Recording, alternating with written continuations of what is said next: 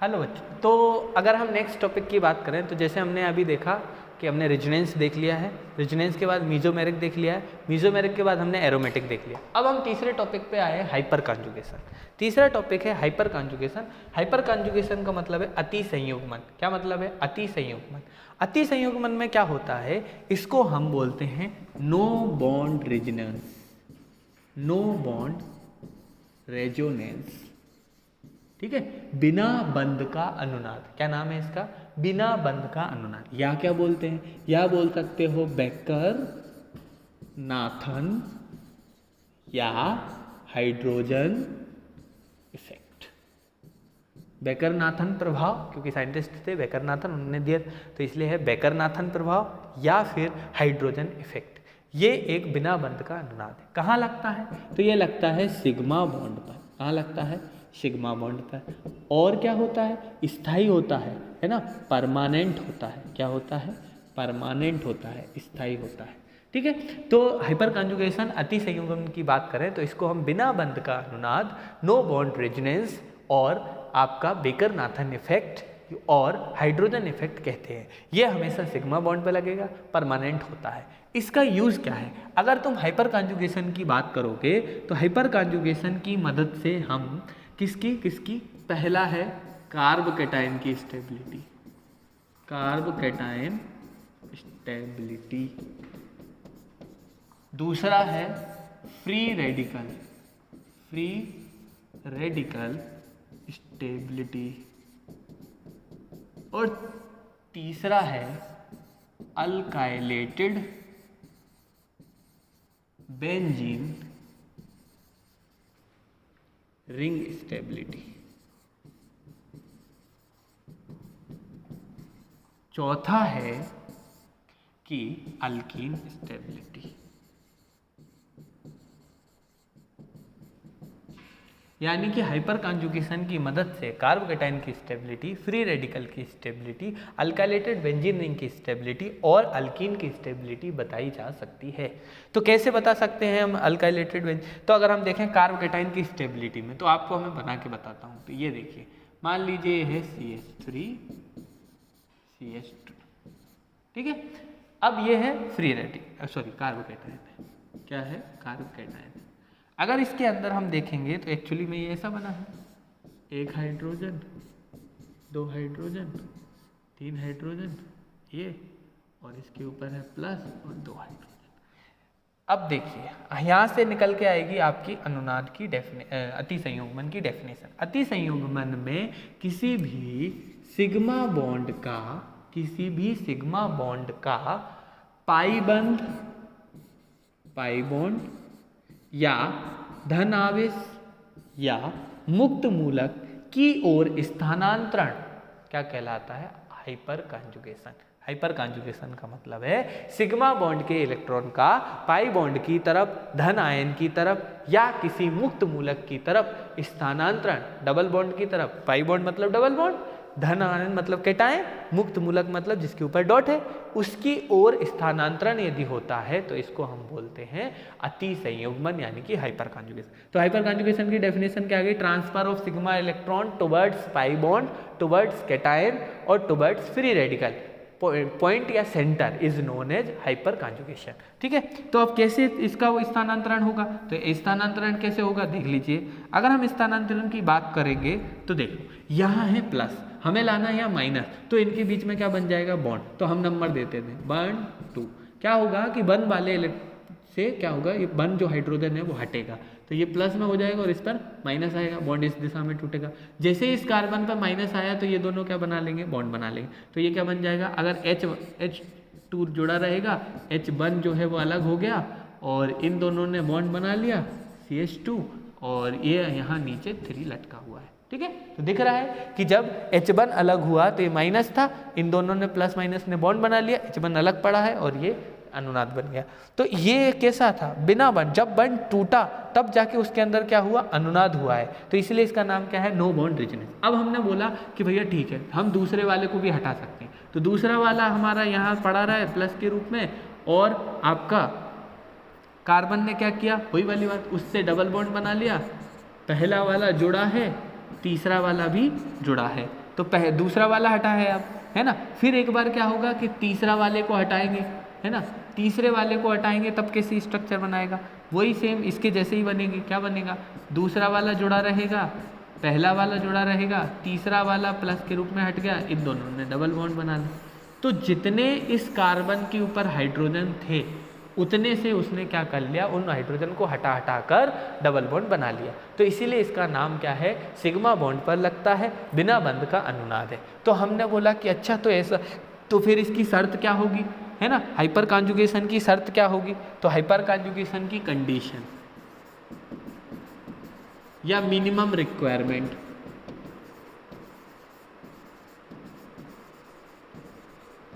Hyper conjugation की condition या minimum requirement क्या है कि कम से कम एटलीस्ट क्या होना चाहिए, at least 1 carbon should be sp2 संकरित,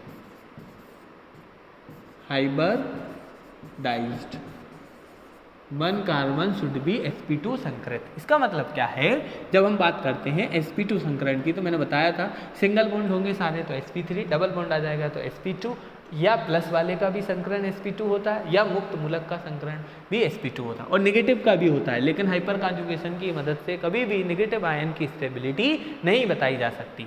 दूसरा क्या है, at least 1 alpha hydrogen, at least 1 alpha hydrogen present, है ना। अब यहाँ अल्फा कार्बन क्या क्या होंगे, तो यहाँ थोड़ा हमें एज्यूम करना पड़ेगा। क्या करना पड़ेगा कि जिस कार्बन पर प्लस है उससे जो कार्बन सीधे जुड़े होंगे वो अल्फा कार्बन कहलाएंगे। क्या बोला, जिस कार्बन पर प्लस है उससे सीधे जुड़े होंगे वो अल्फा कार्बन कहलाएंगे। मतलब ये कार्बोकेटाइन वाली कंडीशन होगी, है ना। कार्ब धनायन का अगर स्टेबिलिटी निकालना है, अगर मुक्त मूलक की स्टेबिलिटी निकालना है, तो जिस बिंदु पर डॉट है उससे जो कार्बन जुड़े होंगे वो क्या कहलाएंगे, अल्फा कार्बन। क्या कहलाएंगे, अल्फा कार्बन। और अल्फा कार्बन के ऊपर उपस्थित ही क्या कहलाते हैं, अल्फा हाइड्रोजन।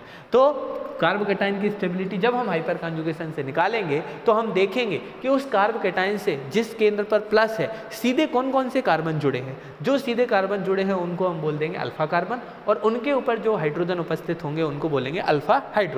ठीक है, मुक्त मूलक का भी सेम कॉन्सेप्ट। अगर हम बात करें अल्काइलेटेड बेंजीन, अल्काइलेटेड बेंजीन का मतलब है बेंजीन रिंग पर जुड़ा है आपका अल्किल समूह, है ना। तो जो कार्बन बेंजीन रिंग से सीधा जुड़ा होगा वही अल्फा कार्बन। क्या बोल दिया, जो कार्बन बेंजीन रिंग से सीधा जुड़ा होगा वही क्या माना जाएगा, अल्फा कार्बन माना जाएगा। उस पे हाइड्रोजन जितने होंगे अल्फा हाइड्रोजन।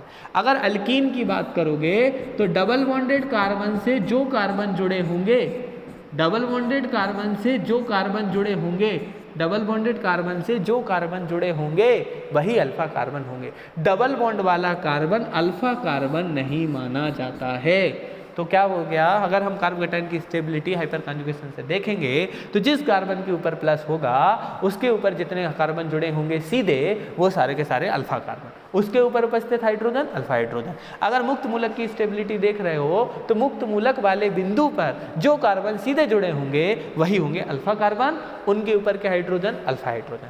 अगर आप बेंजीन की स्टेबिलिटी हाइपर कॉन्जुगेशन से बता रहे हो, मतलब उस पर आर ग्रुप अल्किल ग्रुप लगा है, तो जो अल्किल ग्रुप जिस पॉइंट से बेंजीन से जुड़ा होगा, जिस कार्बन से बेंजीन से जुड़ा होगा वही कार्बन केवल अल्फा कार्बन होगा और उसके ऊपर के हाइड्रोजन अल्फा हाइड्रोजन होंगे।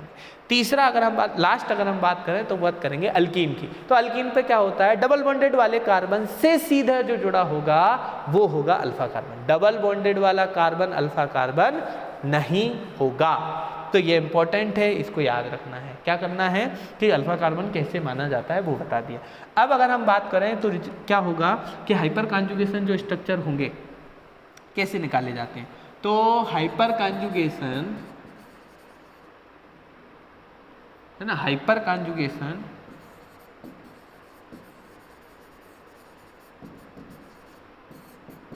स्ट्रक्चर बराबर डायरेक्टली हाइपर कॉन्जुगेशन स्ट्रक्चर बराबर, है ना, बराबर number of alpha hydrogen plus 1।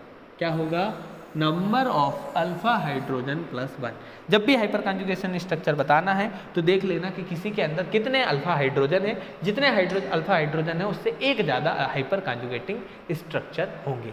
फिर अगर हमने बात किया तो कैसे करेंगे, तो स्टेबिलिटी जो होती है, स्टेबिलिटी डायरेक्टली प्रोपोर्शनल होगी number of hyper conjugation structure.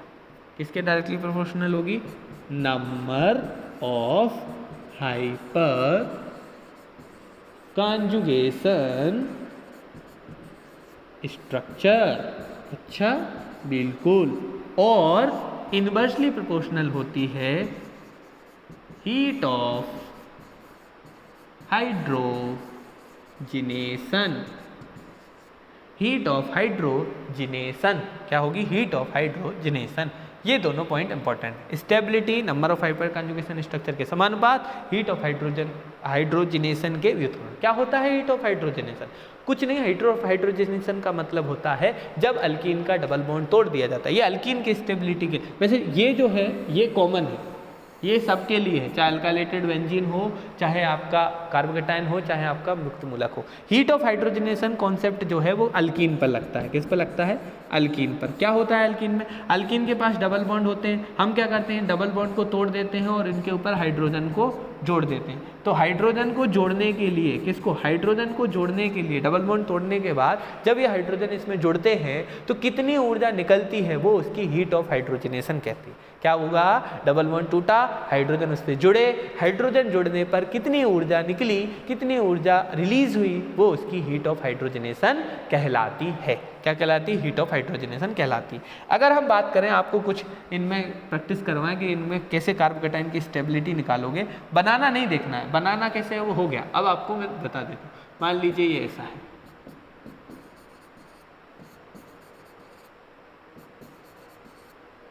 ठीक है, एक ये रहा,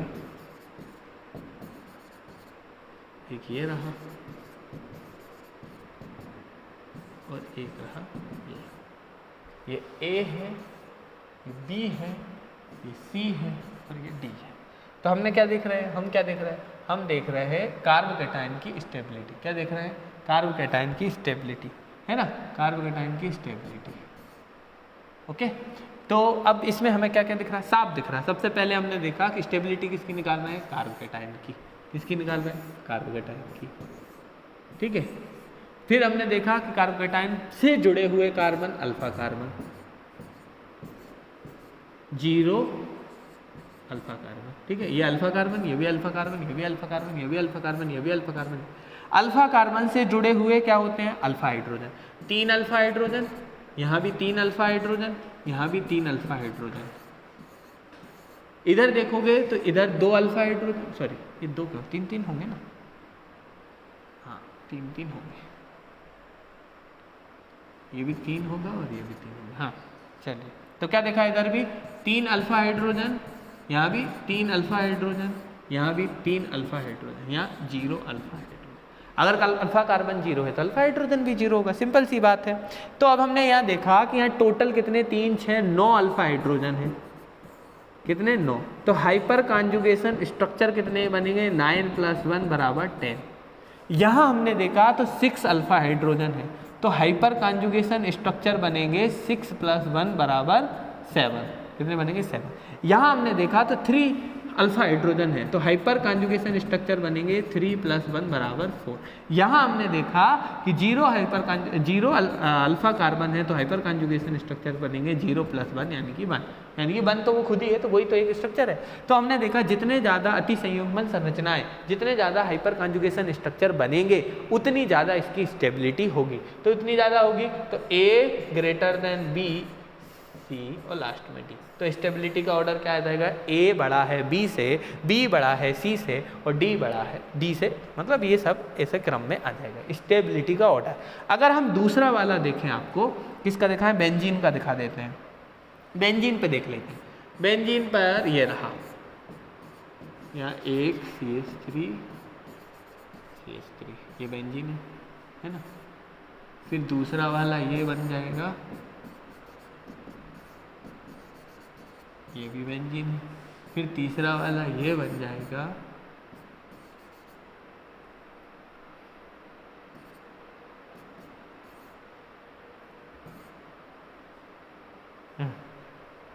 कर्व गठन क्यों लगा रहे हो बेंजीन पर, है ना। ये रहा CH3 और ये रहा CH3, इधर लगा दो और इधर, ठीक है। अब हमने देखा क्या, हमें दिख रहा है बेंजीन पे अल्कीन ग्रुप, मतलब अल्केल ग्रुप, अल्काइल ग्रुप जो है वो लगा हुआ है, तो लगा हुआ है, ठीक है। तो अब हमने क्या देखा, हमने देखा बेंजीन से सीधा हुआ कार्बन ये है, बेंजीन से सीधा जुड़ा हुआ कार्बन ये है, बेंजीन से सीधा जुड़ा हुआ कार्बन ये है, बेंजीन से सीधा जुड़ा हुआ कार्बन ये। हमने क्या बोला था कि सीधे हुए बेंजीन से जो कार्बन सीधा जुड़ा होगा वही अल्फा कार्बन कहलाएगा। क्या कहलाएगा? Alpha carbon. उसी के हाइड्रोजन अल्फा हाइड्रोजन। तो ये रहा एक अल्फा कार्बन, है ना, ये एक अल्फा कार्बन, ये भी एक अल्फा कार्बन, ये भी एक अल्फा कार्बन। यहाँ तुमने देखा इस अल्फा कार्बन जो बेंजीन से सीधा जुड़ा है उसमें हाइड्रोजनों की संख्या, तो 0 अल्फा हाइड्रोजन, यहाँ 1 अल्फा हाइड्रोजन, यहाँ 2 अल्फा हाइड्रोजन और यहाँ 3 अल्फा हाइड्रोजन, ठीक है। तो जब ओरिजिनेटिंग हाइपर कॉन्जुगेशन स्ट्रक्चर निकालेंगे, अति संयुग्मन संरचनाएं, तो 0 + 1 1 आया, इधर आएगा आपका हाइपर कॉन्जुगेशन स्ट्रक्चर 1 + 1 2 आया, इधर आया हाइपर कॉन्जुगेशन स्ट्रक्चर 2 + 1 3 आया, इधर आया हाइपर कॉन्जुगेशन स्ट्रक्चर 3 + 1 4 आया। बताइए वैल्यू कहाँ ज़्यादा आई? लास्ट वाले के हाइपर कॉन्जुगेशन स्ट्रक्चर सबसे ज़्यादा है, मतलब स्टेबिलिटी भी लास्ट वाले की सबसे कम हो, सबसे ज़्यादा होगी। किसकी? लास्ट वाले की सबसे ज़्यादा होगी। तो हो जाएगा 4th, फिर उससे कम 3rd, फिर उससे कम 2nd और उससे कम 1st। तो सबसे ज़्यादा स्टेबल है 4th, क्योंकि उसमें सबसे ज़्यादा हाइपर कॉन्जुगेशन स्ट्रक्चर बन रहा है, उससे कम 3rd, उससे कम 2nd, उससे कम 1st। तो ये हमने देख लिया कि बेंजीन के ऊपर यदि अल्किल ग्रुप लगा है तो उसकी स्टेबिलिटी कैसे बताएंगे।